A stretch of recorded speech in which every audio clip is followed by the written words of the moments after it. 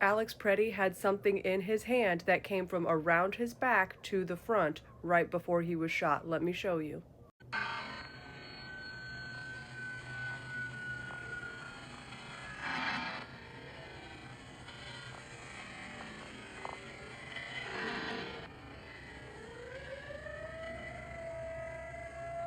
Now that I have your attention, let's look at what we know happened from start to finish.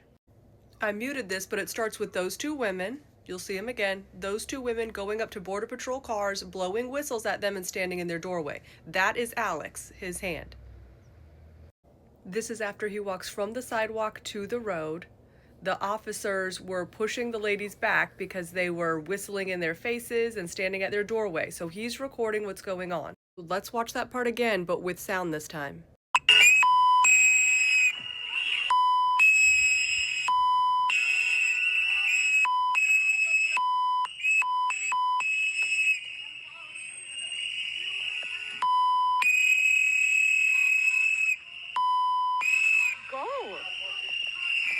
So Alex Pretti gets into the road where the two women are blowing whistles and standing at Ice's door.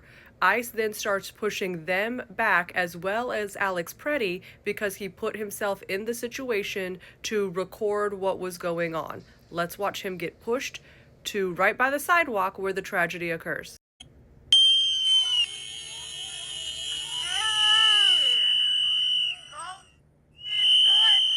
So there are two important vantage points for this.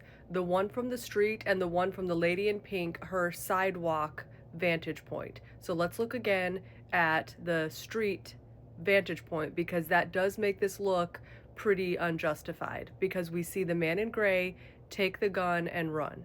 The next thing most people see is this video. You see the man in gray running away. He has just disarmed him. After that, he gets shot. Now the angle from the lady in pink. Okay, so this officer pushes this woman back. Alex makes the unfortunate choice of stepping in the way. He gets pepper sprayed. Boy, do I wish he would have stepped aside. But he's trying to help this woman up, I presume, but still, Border Patrol is trying to get him separated, and he doesn't let the woman go. Again, I imagine he has good intentions, but this is happening quickly. Border Patrol doesn't know that. They finally separate him from her, and multiple agents go to take him down. And for the people saying he was on the ground, he was on the ground. He was still on his knees, which is kind of resisting.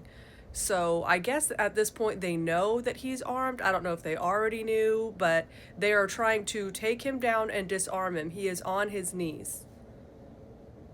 Let's keep watching. The officer pulls out his gun because he sees something happening. What? We can't say. And then he gets shot.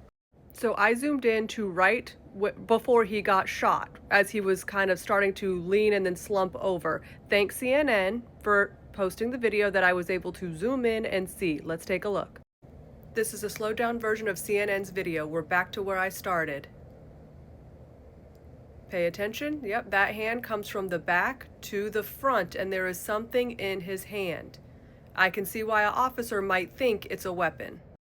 In conclusion, watching from the angle of the street, I can see why this looks completely unjustified. They say a man is down, he is disarmed, the man runs away with the gun, he's not a threat. But looking at the zoomed in video from the viewpoint of the lady with the pink jacket, and it has been said that he had magazines on him. I don't know if it was a magazine. I can't say for sure what is in his hand, but they know he's armed, he's resisting, they're trying to take him down, and he takes something from his back to his hand to the front. I can totally understand why an officer would shoot in that moment.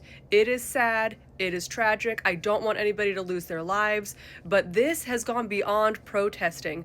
Going and whistling and yelling and screaming and impeding, that is not protesting. Like a whistle in my ear, I would consider that assault. Like stand on the sidewalk, say things, hold signs. I can't say it enough. These people are putting themselves in positions for situations to escalate to a point that they don't need to be.